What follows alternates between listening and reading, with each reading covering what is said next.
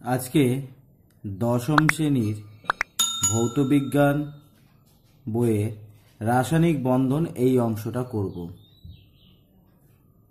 তো এই অধ্যায়ের শুরুতে তোমাদেরকে জানতে হবে যে বন্ধন কেন হয়, কোনো যৌগ বা মৌল কেন বন্ধনে অংশগ্রহণ করে থাকে, বন্ধনের কারণটা আমাকে জানতে হবে। বন্ধনের কারণ কি? তো বন্ধনের কারণ হচ্ছে যে প্রত্যেকটা পরমাণু তার বাইরের যে কক্ষ সেটা ইলেকট্রন দ্বারা পূর্ণ করার চেষ্টা করে, এবং বাইরের কক্ষকে বলা হয় থাকে অষ্টক। অষ্টক পূর্ণ করার চেষ্টা করতে চায়। প্রতিটা পরমাণু তার বাইরের কক্ষ কি করে না, তার নিকটতম যে নিষ্ক্রিয় মৌল আছে, নিকটতম নিষ্ক্রিয় মৌলের মতো ইলেকট্রন বিন্যাস পেতে চায়, তার জন্য রাসায়নিক বিক্রিয়ায় অংশগ্রহণ করে। এবার নিকটতম কিভাবে বের করব, সেটা বের করার জন্য তোমরা পর্যায় সারণী শিখেছ। পর্যায় সারণী তোমরা দেখেছো হাইড্রোজেন, তারপরে helium, lithium, beryllium, boron, carbon, nitrogen, oxygen, fluorine, আর হচ্ছে নিয়ন, এই ধরনের ধরো আছে। তাহলে দেখো হাইড্রোজেনের নিকটতম কোনটা? হাইড্রোজেনের কাছাকাছি হচ্ছে হিলিয়াম। এই যে হিলিয়াম, নিয়ন, আর্গন, ক্রিপ্টন, জেনন, রেডন, এইগুলোকে আমরা বলি থাকি নিষ্ক্রিয় মৌল। তাহলে হাইড্রোজেনের কাছাকাছি নিষ্ক্রিয় মৌলকে হিলিয়াম, এবং হিলিয়ামের বাইরের ঘরে দুটো ইলেকট্রন আছে আমরা জানি, তাই জন্য হাইড্রোজেনও তার বাইরের ঘরকে দুটো ইলেকট্রন করার চেষ্টা করবে। তাহলে প্রতিটা পরমাণু কি চায়? প্রত্যেকটা পরমাণু চায় তার নিকটতম যে নিষ্ক্রিয় মৌল আছে সেই নিষ্ক্রিয় মৌলের মতো ইলেকট্রন প্রাপ্তি। এটাই হচ্ছে অষ্টক পূর্ণ বলা হয়ে থাকে, মানে তার বাইরের ঘরটাকে নিকটতম নিষ্ক্রিয় গ্যাসের মতো করতে চায়। তো অষ্টক পূর্তির ক্ষেত্রে একটা সমস্যা আছে। আমি কি বললাম যে ইলেকট্রন বিন্যাসকে কি করবে? নিকটতম মতো করার চেষ্টা করবে। একটা যদি উদাহরণ আমরা দেখি যে BeCl2, নর্মালি আমরা যেগুলো বলছি যে বাইরের ঘরে 8টা ইলেকট্রন, অষ্টক মানে হচ্ছে 8। দেখি এখানে BeCl2 এই যে যৌগের ক্ষেত্রে বেরিলিয়াম, বেরিলিয়ামের ক্ষেত্রে পরমাণু ক্রমাঙ্ক কত দেখো, হাইড্রোজেনের 1, হিলিয়াম 2, লিথিয়াম 3, তাহলে বেরিলিয়াম হচ্ছে 4। যদি 4 হয়, এর ইলেকট্রন বিন্যাস তোমরা পরমাণু পর্যায় সারণী পড়েছো, সেখানে দেখেছো যে 4 হলে তাহলে 2 2 হবে। ক্লোরিন কত হয়? ক্লোরিন 17, মানে 2 8 এবং 7 হবে। তাহলে এই ক্ষেত্রে দেখো এই যৌগটার ক্ষেত্রে কেমন হয়? বেরিলিয়াম, বেরিলিয়ামের ক্ষেত্রে হচ্ছে দুটো ইলেকট্রন কিন্তু বাইরে থাকে। দেখো বাইরের ঘরটায় রাসায়নিক বিক্রিয়াতে অংশগ্রহণ করে থাকে। তাহলে কোনো মৌলের বাইরের ঘরে যতগুলো ইলেকট্রন থাকে সেই ইলেকট্রনগুলো রাসায়নিক বিক্রিয়াতে অংশগ্রহণ করে। বেরিলিয়ামের বাইরে কতগুলো ইলেকট্রন দেখলাম? দুটো ইলেকট্রন। এই দুটো ইলেকট্রনটাই রাসায়নিক বিক্রিয়াতে অংশগ্রহণ করবে। অর্থাৎ যোজ্যতা কক্ষে, যোজক কক্ষ, যোজক কক্ষ মানে বাইরের ঘরকে বলা হয়। তাহলে যোজক কক্ষ কাকে বলা হয়? বাইরের ঘরটাকে বলা হয় থাকে যোজক কক্ষ। তাহলে অনেক সময় প্রশ্ন দেয় যে যোজক কক্ষের ইলেকট্রন সংখ্যা কত, যেমন বেরিলিয়ামের যোজক কক্ষের ইলেকট্রন সংখ্যা কত? তাহলে যোজক কক্ষের ইলেকট্রন সংখ্যা হচ্ছে কত? 2। তাহলে এইভাবে আমরা কিন্তু বলতে পারি যোজক কক্ষ। তাহলে আমরা বেরিলিয়ামের ক্ষেত্রে দেখলাম 2। এবার ক্লোরিনের ক্ষেত্রে চলে এসো। ক্লোরিন হচ্ছে দুটো ক্লোরিন আছে, এখানে দুটো ক্লোরিন আছে, তাহলে আমি দুটো ক্লোরিন লিখলাম। ক্লোরিনের বাইরের ঘর কতগুলো? 7টা। তাহলে 1 2 3 4 5 6 7। এখানেও তাই, ক্লোরিনের 7টা আছে, এবং আমরা জানি এটা হচ্ছে 7B নম্বর ঘরের মৌলগুলো হয়ে থাকে। তাহলে এই হচ্ছে ইলেকট্রন বিন্যাস হলো। এইবারে কি করবে? ক্লোরিন, আমি বললাম যে ক্লোরিনের নিকটতম যে নিষ্ক্রিয় মৌল তার ইলেকট্রন বিন্যাস পাওয়ার চেষ্টা করবে, এবং প্রতিটা পরমাণু কি চায়? তার বাইরের ঘরে 8টা ইলেকট্রন রাখবে। তো ক্লোরিনের 7টা আছে, এ কি করবে? একটা ইলেকট্রন পাশের কারো কাছ থেকে সে নিয়ে নিল। তাহলে দেখো ক্লোরিন কিন্তু অষ্টক পূর্ণ করে ফেলেছে। তেমনি এখানেও ক্লোরিনে দেখো 7টে আছে, আর এখান থেকে একটা ও নিয়ে নিবে, তাহলে ক্লোরিনের অষ্টক পূর্ণ হয়ে গেল। তাহলে ক্লোরিনেরও 8টা, এই ক্লোরিনেরও 8টা আছে। এইবার দেখো বেরিলিয়ামকে বেরিলিয়ামের একটা ইলেকট্রন ক্লোরিনকে দিয়েছে, ক্লোরিনও তেমনি একটা ইলেকট্রন বেরিলিয়ামকে দিবে, তাহলে একটা ইলেকট্রন এখান থেকে নিল। এই ক্লোরিন থেকেও তেমনি একটা ইলেকট্রন হচ্ছে নিয়ে নেবে। তাহলে দেখো এই যে বেরিলিয়ামের এই যে ঘর, দেখো 1 2 3 4, মাত্র 4টা ইলেকট্রন। তাহলে কি এখানে অষ্টক পূর্ণ হলো? এখানে কিন্তু অষ্টক পূর্ণ হলো না। তাহলে এখানে অষ্টক হতে গেলে 8টা ইলেকট্রন থাকা দরকার ছিল, কিন্তু এখানে 8টা ইলেকট্রন না হয়ে আছে কতগুলো? আছে হচ্ছে 4টা। আবার একই রকম ভাবে দেখো PCl5, PCl5, পির পরমাণু ক্রমাঙ্ক হচ্ছে 15। তাহলে 15 হলে প্রথম ঘরে আমরা দুটোর বেশি ইলেকট্রন থাকবে না, তারপরে ঘরে 8টা ইলেকট্রন থাকবে, তারপরে ঘরে হচ্ছে 5টা ইলেকট্রন। ক্লোরিন আমি তো একটু আগেই উপরেই করলাম যে 17 পরমাণু ক্রমাঙ্ক, 17 যদি হয় 2, 8 এবং 7। তাহলে এই ক্ষেত্রে কেমন হবে? এই ক্ষেত্রে গঠনটা দেখো, মাঝে হচ্ছে পি আছে, ক্লোরিন কতগুলো আছে? ক্লোরিন আছে হচ্ছে 5টা, 1 2 3 4 5। তাহলে এখানে একটা জিনিস দেখো, ক্লোরিনের ক্ষেত্রে কিন্তু বাইরের ঘরে কিন্তু 7টা করে ইলেকট্রন আছে। তাহলে 1 2 3 4 5 6 7, এখানেও তাই 1 2 3 4 5 6 7, 1 2 3 4 5 6 7, মানে প্রত্যেকের ক্লোরিনের বাইরের ঘরে কিন্তু 7টা করে ইলেকট্রন রয়েছে। এখানেও তাই 7টা থাকবে, 1 2 3 4 5 6 7। ফসফরাসের ক্ষেত্রে কতগুলো? 5টা। তাহলে 1 2 3 4 5। ক্লোরিন কি করবে? 8টা করার জন্য কি করবে? অষ্টক পূর্ণ করার জন্য কি করবে? পাশের থেকে একটা ইলেকট্রন নিয়ে নেবে, এবং যতগুলো ইলেকট্রন নিবে এ কিন্তু অন্য পরমাণুকে ততগুলো ইলেকট্রন দেবে, তাই এখানেও তাই হবে। তাহলে প্রতিটা ক্লোরিন কি করবে? একটা করে ইলেকট্রন ফসফরাসের কাছ থেকে নিল, এবং ফসফরাসকে যখন দেবে তখন কি করবে? ফসফরাসকেও কিন্তু নিজেদের একটা ইলেকট্রন ও ব্যবহার করতে দেবে।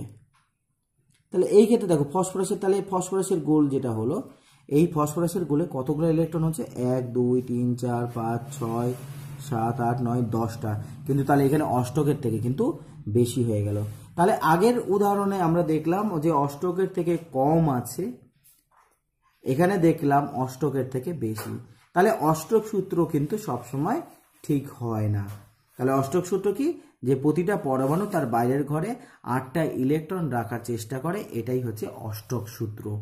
তাহলে অনেক ক্ষেত্রে অষ্টক সূত্র ঠিক মতো কার্যকরী হয় না, যেমন বেরিয়াম ক্লোরাইড, তেমনি PCl5। তো এই জায়গার ক্ষেত্রে দেখো বন্ধন কেমন করে হয়েছে না, ক্লোরিন একটা ইলেকট্রন ফসফরাসকে দিয়েছে, ফসফরাস তার একটা ইলেকট্রন ক্লোরিনকে ব্যবহার করতে দিয়েছে, এইভাবে একটা বন্ধন তৈরি হয়েছে। এবং এই যে বন্ধন, এই বন্ধনে কিন্তু তোমার হচ্ছে যে সমানভাবে ইলেকট্রনটা ব্যবহার হয়েছে, একে সমযোজী বন্ধন বলা হয়ে থাকে। তাহলে এই যে বন্ধন করার যে প্রবণতা, সেটা কিন্তু বিভিন্ন প্রকারের হয়ে থাকে। যে এই যে বন্ধন, রাসায়নিক বিক্রিয়াতে যে বন্ধনটা তৈরি হয়, রাসায়নিক বন্ধন বলা হয় এটাকে, এটা কিন্তু বিভিন্ন প্রকার হয়। এক হচ্ছে তড়িৎযোজী বন্ধন, 2 হচ্ছে সমযোজী বন্ধন, তড়িৎযোজী বন্ধন, সমযোজী বন্ধন, এই দুটো তোমার সিলেবাসে রয়েছে। এছাড়াও আছে অসমযোজী বন্ধন, অসমযোজী বন্ধন। তাহলে রাসায়নিক বন্ধন হচ্ছে এই 3 প্রকারের হয়ে থাকে। তার তড়িৎযোজী বন্ধন কি হয়? তড়িৎযোজী বন্ধন হচ্ছে যখন কোনো পরমাণু তার নিকটতম নিষ্ক্রিয় মৌলের মতো ইলেকট্রন বিন্যাস লাভের জন্য স্থায়ীভাবে ইলেকট্রন কি করে? বর্জন বা গ্রহণ করে আয়নে পরিণত হয়, এবং আয়নগুলো বিপরীত আয়ন পরস্পরের সাথে যুক্ত হয়ে গিয়ে যখন যৌগ তৈরি করে, সেটাকে তড়িৎযোজী যৌগ, আর ওই বন্ধনগুলোকে বলা হয় থাকে তড়িৎযোজী বন্ধন। তাহলে এই যে কথাটা বললাম, এর সব থেকে ভালো উদাহরণ হচ্ছে NaCl। NaCl দেখো, নর্মালি কিন্তু NaCl এইরকমভাবে লেখাটা ঠিক নয়, আমি পরে আলোচনা করব। Na মানে সোডিয়াম, সোডিয়ামের ক্ষেত্রে কত হবে? সোডিয়ামের ক্ষেত্রে পরমাণু ক্রমাঙ্ক হচ্ছে 11, মানে 2 হবে, 8 হবে আর 1 হবে। ক্লোরিনের ক্ষেত্রে কিন্তু 17, 17 মানে হচ্ছে 2 হবে, 8 হবে এবং 7। কি করছে? এর আগেরগুলোতে দেখছিলাম যে ইলেকট্রনগুলো সমানভাবে ব্যবহার হয়েছে, কেউ স্থায়ীভাবে ছাড়েনি। এই ক্ষেত্রে আমরা দেখব যে সোডিয়াম কি করছে, ইলেকট্রন ছেড়ে দিচ্ছে। তাহলে কোনো পরমাণু যদি ইলেকট্রন ছেড়ে দেয় তাহলে সে প্লাস হবে, যতগুলো ছাড়বে ততগুলো আয়ন হবে। এখানে দেখো 7টা আছে, তার মানে এর অষ্টক পূর্ণ করার জন্য এই একটা ইলেকট্রন নিলে এর হবে, তাহলে একটা ইলেকট্রন নেবে মানে Cl মাইনাস হবে। তাহলে এর অষ্টক পূর্ণ করার জন্য মানে আমি কি দেখছি যে 8 হওয়া দরকার, তাহলে এই একটাও ছেড়ে দিবে, তাহলে সোডিয়াম এখানে 8 করার জন্য কি করবে, একটা ইলেকট্রন নেবে। 7টা ইলেকট্রন ছাড়লেও হতো, কিন্তু সেখানের তুলনায় একটা ইলেকট্রন নেওয়াটা সুবিধাজনক, তাই জন্য একটা ইলেকট্রন নেবে। এই যে স্থায়ীভাবে ইলেকট্রনটা বর্জন হলো বা গ্রহণ হলো, তার মাধ্যমে দেখো আয়ন তৈরি হলো। এই আয়নগুলোই পরস্পরের সাথে যুক্ত হয়ে গিয়ে কি করে না যৌগটা গঠন করে। এই ধরনের যৌগগুলোকে বলা হয়ে থাকে তড়িৎযোজী যৌগ। এটাকে বলা হয়ে থাকে তড়িৎযোজী যৌগ বলা হয়ে থাকে। এই ধরনের যে বন্ধন তাকে বলা হয়ে থাকে তড়িৎযোজী যৌগ। এবার NaCl এর গঠনটা কেমন হয় এটা একটু জানতে হবে। যে দেখো আমি যে কথাটা বললাম NaCl আকারে লেখা যায় না, কেন লেখা যায় না, কারণ হচ্ছে যৌগের মধ্যে NaCl এর কোনো অস্তিত্ব থাকে না। NaCl এর অস্তিত্ব কি আয়ন আকারে থাকে। NaCl এর মধ্যে কি থাকে যে একটা আয়ন সোডিয়াম থাকে, সোডিয়াম প্লাস, এবং তাকে ঘিরে তার চারদিকে 4টা Cl মাইনাস থাকে, তেমনি উপরে একটা Cl মাইনাস, নিচে একটা Cl মাইনাস, মোট একটা সোডিয়ামের চারিপাশে তাহলে 6টা ক্লোরিন বিপরীত আধান থাকে, তেমনিভাবে একটা ক্লোরিনের চারিপাশে তেমনি 6টা সোডিয়াম প্লাস আয়নগুলো থাকে। এইভাবে কি হয়, আয়নিত অবস্থায় থাকে। তাই জন্য NaCl না লিখে NaClN এই রকম অবস্থায় লেখাটা ভালো, কারণ একটা NaCl থাকে না, অসংখ্য এরকম সোডিয়াম প্লাসের চারিপাশে 6টা ক্লোরিন, হ্যাঁ একটা ক্লোরিনের চারিপাশে 6টা সোডিয়াম প্লাস, এইরকমভাবে তারা পরস্পরের সাথে যুক্ত হয়ে একটা যৌগ গঠন করে। এবং এই যৌগগুলো দেখো আয়নগুলো কি হচ্ছে, হ্যাঁ ভালোভাবে বিপরীত আধান দ্বারা আবৃত থাকে। তাই জন্য এর ভেতর থেকে যখন তুমি একটা আয়নকে বের করতে চাবে তখন কি হবে, অনেক বেশি শক্তি প্রয়োজন হয়ে থাকে, তাপ বেশি দিতে হয়। এই জন্য এই সমস্ত যৌগগুলোর ক্ষেত্রে গলনাঙ্ক কি হয়, গলনাঙ্কটা বেশি হয়ে থাকে। আর একটা জিনিস বলি, জলকে একটা আমরা বলবি যে ধ্রুবীয় যৌগ, ধ্রুবীয় দ্রাবক আমরা বলি। ধ্রুবীয় দ্রাবক কেন তোমরা জানো হয়তো, জলকে যদি আমরা আয়নিত করি জলের মধ্যে H+ আর হচ্ছে OH মাইনাসের অস্তিত্ব থাকে। আমি যখন এই লবণ NaCl কে আমি যখন NaCl এর মধ্যে এই জলের মধ্যে দ্রবীভূত করব, তখন এর H+টা এর Cl মাইনাসকে আকর্ষণ করবে, এর সোডিয়াম প্লাসটা OH মাইনাসকে আকর্ষণ করবে। এর ফলে কি হবে, জলের মধ্যে NaCl হচ্ছে দ্রবীভূত হয়। তাই জন্য বলছে আয়নীয় যে সমস্ত যৌগগুলো রয়েছে, আয়নীয় যৌগগুলো কিন্তু ধ্রুবীয় দ্রাবকের মধ্যে দ্রবীভূত হতে পারে। এদেরকে বলা হয় ধ্রুবীয় দ্রাবক। যে সমস্ত দ্রাবকগুলো এরকম আয়নিত অবস্থায় অস্তিত্ব থাকে তাকে বলা হয় ধ্রুবীয় দ্রাবক। তাহলে এই যে আমি দেখছি একটা যৌগ, সেই যৌগের কি হচ্ছে, ধ্রুবীয় দ্রাবকে কেন দ্রবীভূত হচ্ছে, আশা করি তোমরা বুঝতে পেরেছো। আচ্ছা, এরপরে চলে আসি, এইটা হচ্ছে তড়িৎযোজী যৌগ। হ্যাঁ এইভাবে তড়িৎযোজী যৌগ গঠন হয়। তোমরা আরো কিছু উদাহরণ আছে। সমযোজী যৌগ সম্পর্কে এবার আলোচনা করি। সমযোজী যৌগ কোনগুলো, যে সমস্ত যৌগ আমি বললাম, এই যে প্রথমেই আমরা দেখেছি কিছু ছবি, সেগুলো হচ্ছে সব সমযোজী যৌগ ছিল। সমযোজী যৌগ মনে হচ্ছে যখন তোমার হচ্ছে ইলেকট্রনগুলো সমানভাবে ব্যবহার হয়, হ্যাঁ তখন তাকে বলা হয় থাকে সমযোজী যৌগ। যেমন তোমার ধরো HCl এর ক্ষেত্রে দেখি, HCl এ কিন্তু দুই ধরনের নাম হয়, একটা হচ্ছে গ্যাসীয় থাকে, তখন তাকে বলা হয় থাকে হাইড্রোজেন ক্লোরাইড, হাইড্রোজেন ক্লোরাইড। আবার HClটা যখন তরল হয়ে থাকে, লিকুইড L যখন লিকুইড হয়ে থাকে, তখন তাকে বলা থাকে হাইড্রোক্লোরিক অ্যাসিড, হাইড্রোক্লোরিক অ্যাসিড। তাহলে তোমার কিন্তু HCl মানেই যে হ্যাঁ যে হাইড্রোক্লোরিক অ্যাসিড তা কিন্তু নয়, HCl মানে কিন্তু হাইড্রোজেন ক্লোরাইডও হতে পারে। তাই জন্য যৌগের ভেতরে ব্র্যাকেটের মধ্যে যদি Gl হ্যাঁ বা S, এই ধরনের S মানে কি, যখন কঠিন অবস্থায় থাকে তখন সেটাকে S, সলিড অবস্থায় থাকে তখন তাকে S ব্যবহার হয়। আমাদের সিলেবাসে রয়েছে হাইড্রোজেন ক্লোরাইড। হাইড্রোক্লোরিক অ্যাসিড তো তোমরা জানো তড়িৎযোজী, কিন্তু হাইড্রোজেন ক্লোরাইড হচ্ছে সমযোজী। দেখো কিভাবে সমানভাবে ইলেকট্রন ব্যবহৃত হয়। হাইড্রোজেনের ক্ষেত্রে যদি আমরা ইলেকট্রন বিন্যাস করি, প্রথমেই দেখেছিলাম আমরা যে 1, তাহলে একটা ইলেকট্রন আছে। ক্লোরিনের দেখেছি 17, 17 মানে হচ্ছে 2, 8 এবং 7 ইলেকট্রন বিন্যাস তোমরা জানো। তো হাইড্রোজেনের তাহলে আমরা দেখছি একটা ইলেকট্রন আছে, আর ক্লোরিনে কিন্তু 7টা ইলেকট্রন, 1 2 3 4 5 6 7টা ইলেকট্রন।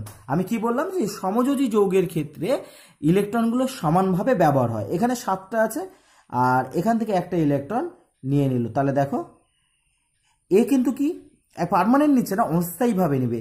যেমন তড়িৎযোজীর ক্ষেত্রে দেখলে যে স্থায়ীভাবে ইলেকট্রন গ্রহণ বা বর্জন হচ্ছে, এখানে কিন্তু স্থায়ীভাবে হচ্ছে না, ওকে ব্যবহার করতে দিচ্ছে। তেমনিভাবে হাইড্রোজেনও এর একটা ইলেকট্রনকে ও নিয়ে ব্যবহার করবে। এবার দেখো এই যে দুটো ইলেকট্রন আছে, দুটো ইলেকট্রন মানে হচ্ছে একটা সমযোজী বন্ধন। তাহলে এই জায়গাতে যতগুলো মানে দুটো ইলেকট্রন থাকলে একটা সমযোজী বন্ধন, 4টা ইলেকট্রন থাকলে তাহলে আমরা দুটো সমযোজী বন্ধন পাবো। তাহলে এখানের হিসাবে যদি আমরা দেখি তাহলে আমরা কিন্তু এক বন্ধনযুক্ত সমযোজী বন্ধন পাবো, সমযোজী যৌগ পাবো, দ্বিবন্ধনযুক্ত সমযোজী যৌগ পাবো, আবার ত্রিবন্ধনযুক্ত সমযোজী যৌগ আমরা পাবো। একটা করে উদাহরণ যদি আমরা দেখি যে মিথেন, তোমরা শুনেছো সবাই যে মিথেনের ক্ষেত্রে কি হয়ে থাকে, এক বন্ধন, সবগুলো এক বন্ধন। আবার দেখো ইথিলিনের ক্ষেত্রে যদি দেখো একটা কিন্তু দ্বিবন্ধন থাকে, ঠিক আছে, এটা দ্বিবন্ধন।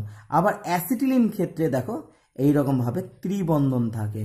তাহলে ত্রিবন্ধনযুক্ত সমযোজী যৌগ, দ্বিবন্ধন, এই ধরনের কিন্তু মাধ্যমিকে প্রশ্ন দেয়, শর্ট প্রশ্ন দিয়ে থাকে।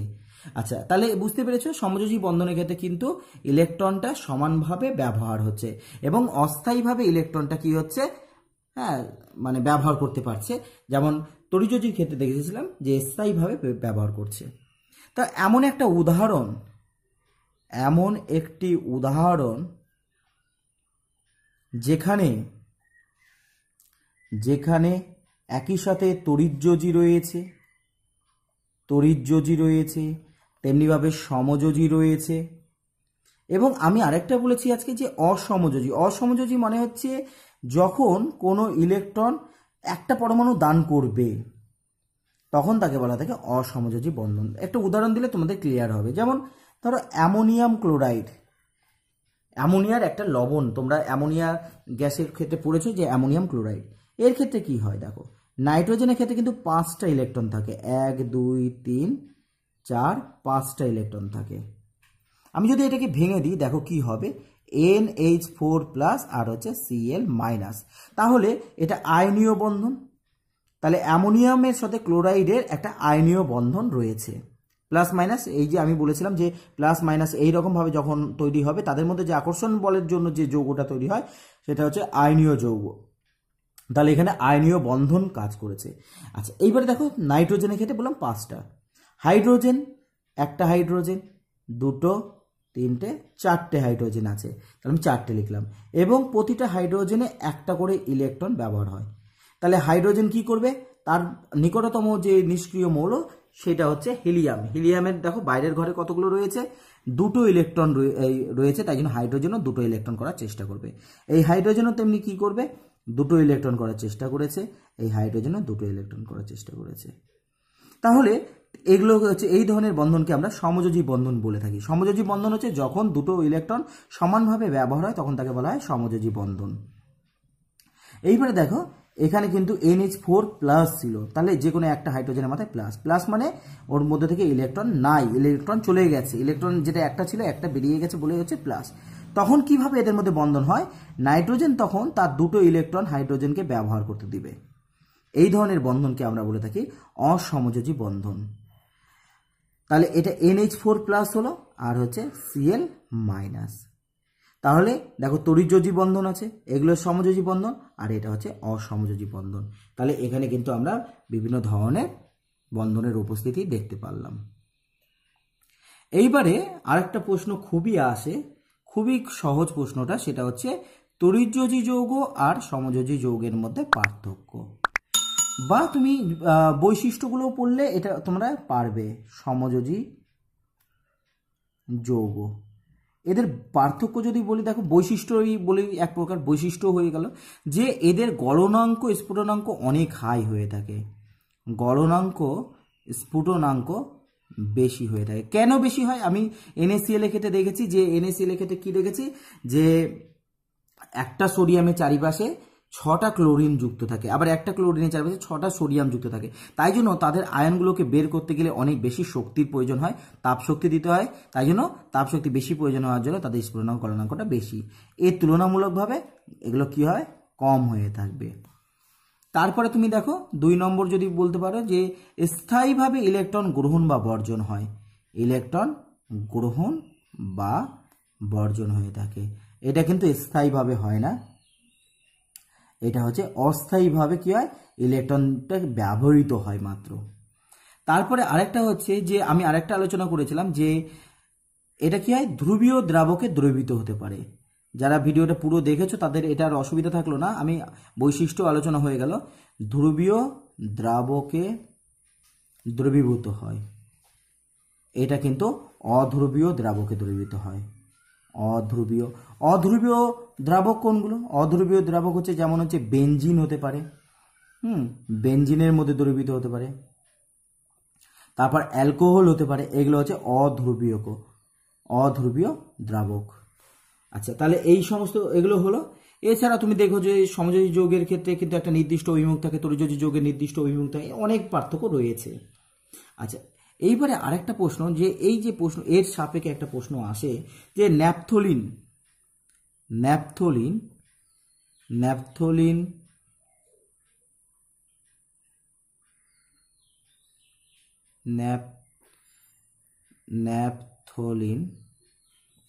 কিন্তু জলে দ্রবীভূত হয় না, জলে দ্রবীভূত হয় না, কিন্তু অ্যালকোহলে দ্রবীভূত হয়।